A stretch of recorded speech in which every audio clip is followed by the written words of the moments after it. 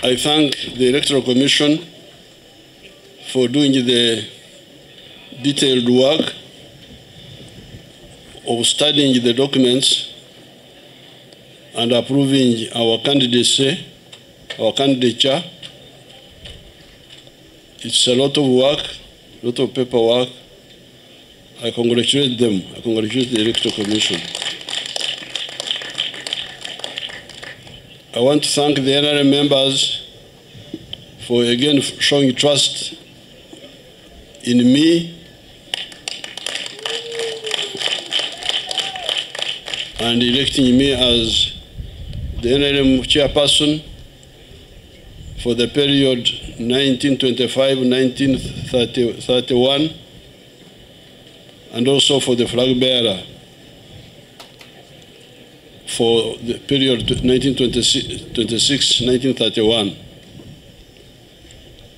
As we have discussed in our inner organs, but before I talk about the future, I hope nobody will accuse the Electoral Commission for campaigning for me. When they selected this site here, what I challenged the NRM media team to do is to go and get a satellite picture of 1986, if they can, of this area. Sometimes those pictures are there. Get a satellite picture of this area, this area, which they call Ruboa, Weza, they mix them up. This whole area, up to Gwewaja. If they could get the satellite pictures of 1986 of these areas, and now, then you not have to campaign much, you just show.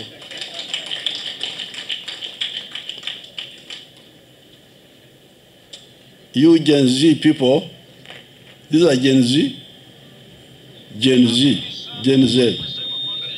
The Gen Z is my comrades, my supporters.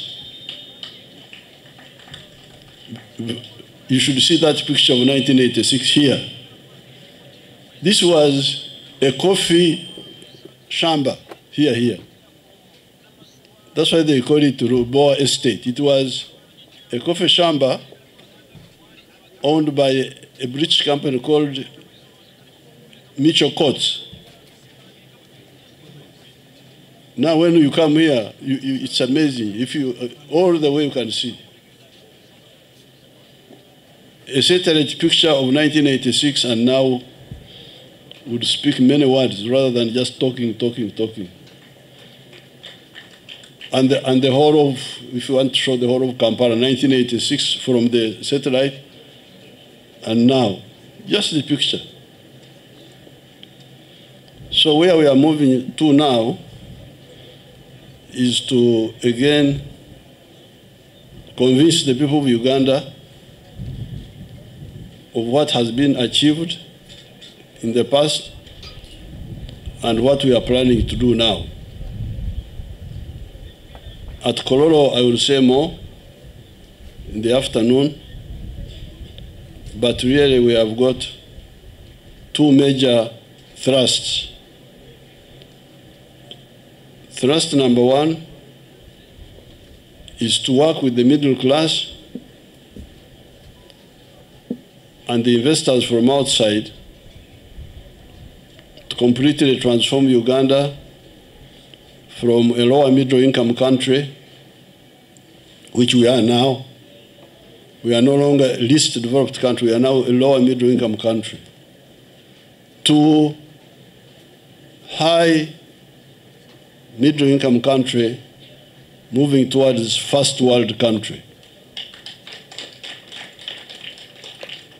I think the idea is that in this Sanja, which we are now concluding, if you check the figures, the GDP of Uganda has doubled, apparently.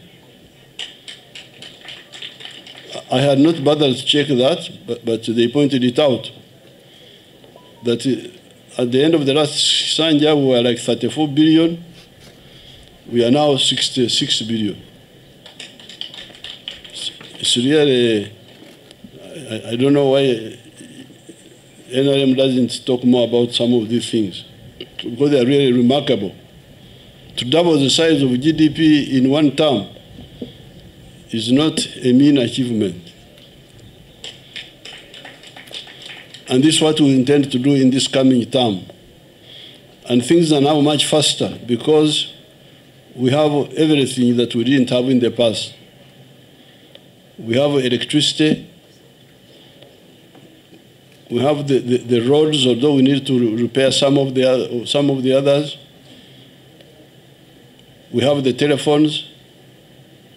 We have the manpower, the educated people. We have the peace. That's why we are being flooded with more investments. Because people in the world are looking for a peaceful area, a peaceful and profitable area where to invest. That's why there's one of our Asian people, the one who was heading the Uganda-Indian Association. I've forgotten his name. But he always tells me about Uganda being a land of the 3 Ps. Peaceful, profitable, and something else, three Ps. Peaceful, profitable, and some other third one. It has got everything. They are coming because there is peace.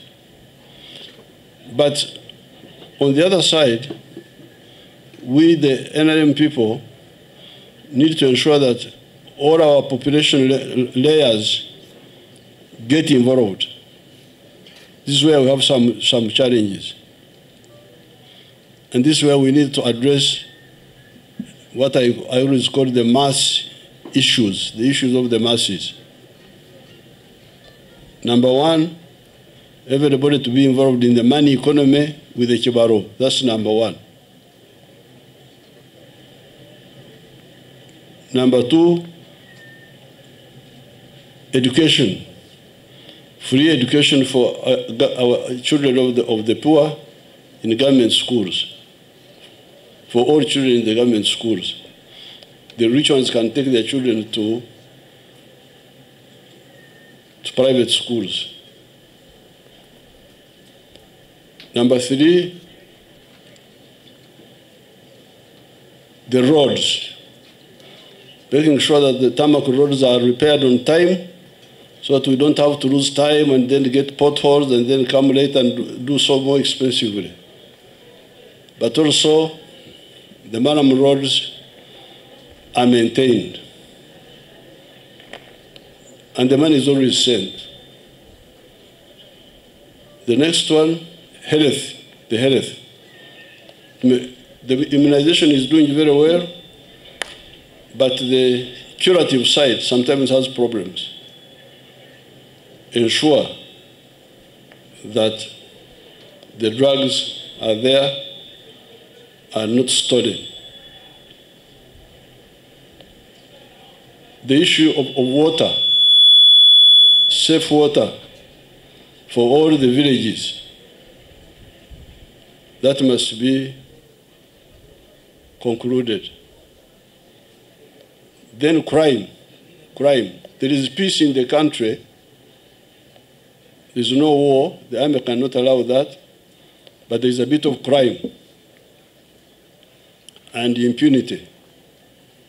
Criminals who are not handled because of some corruption among the people involved.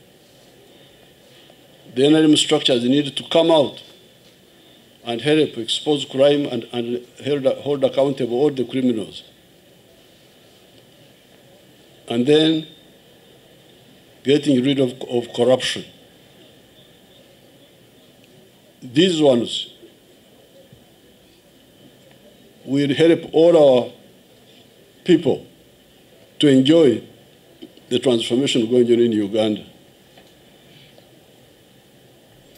It's not good for the middle class to do well, as you can see, because all these people who have built these houses here, you can see from far beyond Bwebaja, areas which were bush are now high-value properties.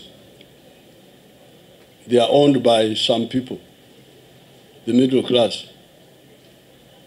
But we want the wananchi, all the wananchi, to benefit.